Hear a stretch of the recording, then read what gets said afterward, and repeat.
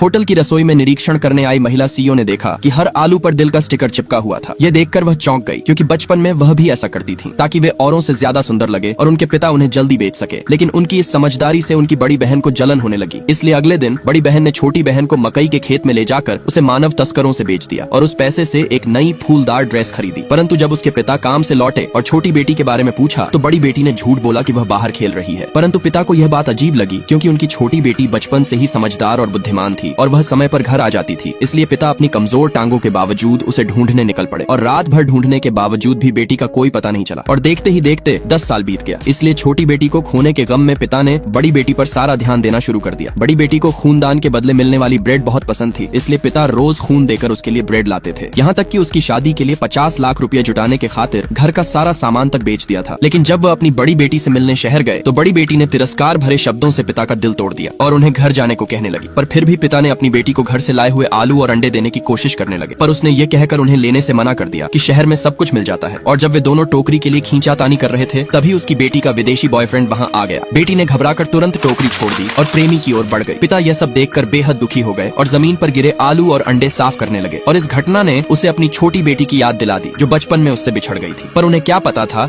कि उनकी छोटी बेटी को एक अमीर परिवार ने गोद ले लिया था और वह बड़ी होकर एक अरबपति कंपनी की सीईओ बन गई। लेकिन उसने अपने असली माता पिता को कभी नहीं भुलाया। और एक दिन जब वह अपनी होटल का निरीक्षण कर रही थी तो उसने आलू देखे जिन पर गांव के विशेष स्टिकर लगे थे। इसलिए उसने तुरंत मैनेजर से पूछा कि ये आलू कहाँ से आए हैं। मैनेजर ने बताया कि ये एक बुजुर्ग व्यक्ति ने दिए थे जो अभी कुछ दूर ही गए होंगे। यह सुनकर वह तुरंत बाहर भागी, किंतु उसी समय बड़ी बेटी अपने बॉयफ्रेंड और उसके परिवार के साथ शादी की बातें कर रही थी। और पिता ने जब बेटी की आवाज सुनी तो वे उस कमरे में चले गए। परंतु बड़ी बेटी उन्हें देखकर घबरा गई और पिता ने पूछा, बेटी क्या ये वही विदेशी लड़का है जिसके बारे में तुमने बताया था? ये सुनकर बेटी और भी डर गई। इसलिए उसने पास रखी शराब की बोतल उठाई और पिता पर फेंक दी। इससे पहले कि पिता कुछ समझ पाते, लड़के की माँ ने ताना मारते हुए कहा, तुम्हारा देश वाकई कितना पिछड़ा हुआ है, जहाँ एक भिखारी भी 5 स्टार होटल में घुस जाते हैं। इसलिए बेटी ने तुरंत होटल के मैनेजर को बुलाया और पिता को होटल से बाहर निकालने को कहा। यह सुनकर उसके प्रेमी ने गुस्से में पिता को धक्का देकर कहा, इसे यहाँ से तुरंत बाहर निकालो, क्योंकि इसने मेरी मंगेतर को डरा दिया है। अगर ऐसा दोबारा हुआ तो मैं होटल के खिलाफ कंप्लेन करूंगा। इसलिए पिता को मजबूरन वहाँ से बाहर जाना पड़ा और इस घटना ने पिता का दिल तोड़ दिया, क्योंकि जिस बेटी के लिए पिता ने अपना सब कुछ बेच दिया, आज वही बेटी अपने पिता को पहचानने से इनकार कर रही थी।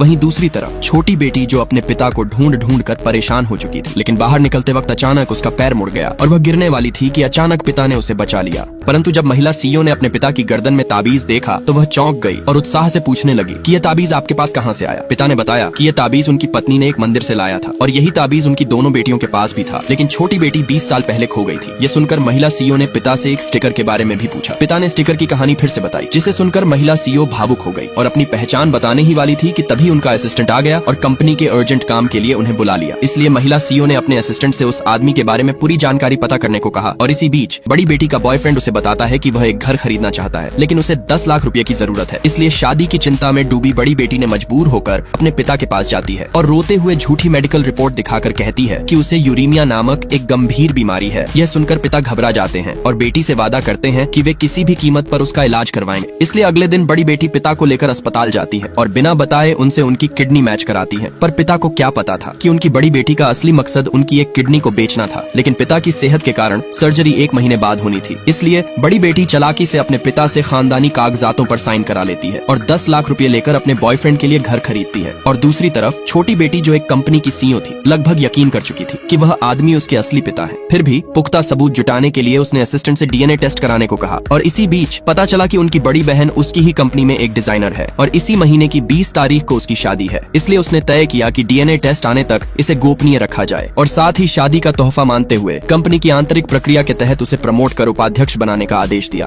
क्योंकि उसकी बड़ी बहन उनकी ही कंपनी में एक डिजाइनर थी और इसी महीने की 20 तारीख को उसका शादी था। परंतु पिता ने जब अचानक बड़ी बेटी की शादी का पोस्टर देखा तो वह चौंक गए। इसलिए पिता ने मैनेजर से तुरंत एक सूट उधार लिया और उसे पहनकर अपनी बेटी की शादी में शामिल हो गए। लेकिन जैसे ही वे अंदर पहुंचे तो उन्होंने देखा कि उनकी बड़ी बेटी, जिसने कभी अपने पिता के सामने सिर नहीं झुकाया था, आज वह ससुराल वालों के सामने झुककर प्रणाम कर रही थी और सभी लोग उसकी प्रशंसा कर रहे थे। यह देखकर पिता को बहुत बुरा लगा। और इधर छोटी बेटी भी अपने असिस्टेंट के साथ होटल के बाहर आ चुकी थी। तभी शादी के मंच पर बेटी लड़की ने कहा, आज मैं एक खास व्यक्ति को धन्यवाद देना चाहती हूँ और वह है मेरे पिता, क्योंकि बचपन में जब मैं बीमार रहती थी तो वह मुझे डॉक्टर के पास ले जाते थे और जब मैं खाने के लिए जिद करती तो वह मुझे खूनदान के बदले ब्रेड ला कर देते थे। और आज मैं आपकी बेटी से एक पत्नी बनने जा रही हूँ, इसलिए पापा मैं चाहती हूँ कि आप मंच पर आएं और इस खास पल को मेरे साथ साझा करें। यह सुन मंच पर मौजूद सभी लोगों ने बेटी के पिता की तारीफ करने लगे, परंतु तभी पिता ने कुछ ऐसा देखा कि पूरी सच्चाई सामने आ गई, क्योंकि बड़ी बेटी ने जिस पिता को मंच पर बुलाया था वह उसके असली पिता नहीं थे। इसलिए यह सब देखकर छोटी बेटी और बर्दाश्त नहीं कर सकी और वह आगे बढ़ी, परंतु असिस्टेंट ने उसे रोक लिया और डीएनए टेस्ट आने तक उन्हें इंतजार करने को कहा। परंतु गुस्से में पिता ने बेटी से कहा कि वह आदमी नहीं बल्कि मैं तुम्हारा असली पिता हूँ। और यह सुनकर बड़ी बेटी घबरा गई, इसलिए गुस्से में उसके प्रेमी ने पिता को धक्का देकर नीचे गिरा दिया और सबूत की मांग करने लगा। और पिता ने जब सबूत के तौर पर खानदानी कागजात पर हुए बड़ी बेटी के हस्ताक्षर को दिखाया तो वह उसे मानने से इनकार कर दिया और उसे फाड़ कर फेंक दिया और होटल के मैनेजर को बुलाकर उन्हें बाहर ले जाने को कहा। परंतु पिता अपनी जिद पर अड़े रहे, इसलिए उसके प्रेमी ने चेयर उठाया और पिता को मारना चाहा। किंतु तभी असिस्टेंट के मोबाइल पर एक मैसेज आया और डीएनए टेस्ट से पता चला कि वह आदमी ही महिला सीईओ के असली पिता है। इसलिए पिता की रक्षा के लिए गुस्से में महिला सीईओ ने एक प्लेट उठाया और उसके प्रेमी की ओर दे मारा और यह देखकर सभी लोग दंग रह गए।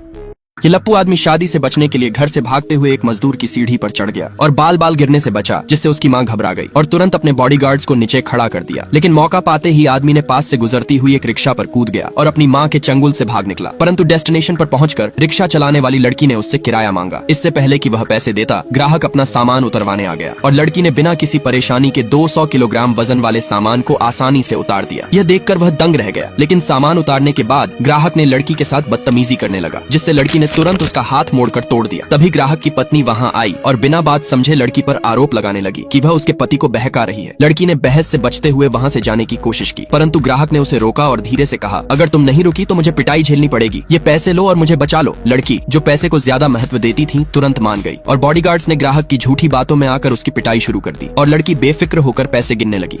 खाना बनाते समय आदमी ने पाया कि घर में जलाने के लिए लकड़ी नहीं है, इसलिए वह करोड़ों की कीमत वाली सुनहरी लकड़ी को काटकर सीधा आग में डाल देता है। उसकी अमीरी का यह अंदाज एक कैमरे में कैद हो जाता है, जो एक रियलिटी शो में दिखाया जा रहा था। शो के होस्ट और दर्शक यह देखकर हैरान रह जाते हैं कि कबाड़ बीनने वाला आदमी इतना अमीर कैसे हो सकता है। असल में वह आदमी इतना अमीर है कि उसके घर में सोना चांदी और गहनों का भरमार है, फिर भी वह गरीब बनने का नाटक करता है। हर दिन वह एक पुरानी साइकिल पर कबाड़ इकट्ठा करता है। उसकी नौकरी इतनी गोपनीय है कि उसने अपनी बेटी तक को भी नहीं बताया, इसलिए उसकी बेटी सोचती है कि उसका परिवार बहुत गरीब है और वह परिवार का बोझ हल्का करने के लिए एक रियलिटी शो में हिस्सा लेती है। इस शो में नियम था कि 3 बच्चों के पिता की जिंदगी को छुपकर रिकॉर्ड किया जाएगा और सबसे अच्छा पिता चुना जाएगा, जिसे 1 करोड़ का इनाम मिलेगा। शो में पहला पिता एक कंपनी का सीईओ होता है, दूसरा एक प्रोफेसर, तीसरे नंबर पर उस लड़की के पिता की बारी आती है जो सड़क पर कचरा इकट्ठा कर रहा होता है। पहले तो लोग उसे सबसे गरीब समझते हैं, लेकिन जब उसे एक महंगी रोल्स रॉयस कार के पास जाते देखते हैं तो सभी दर्शक चौंक जाते हैं कि कबाड़ इकट्ठा करने वाला आदमी इतनी महंगी गाड़ी का मालिक कैसे हो सकता है।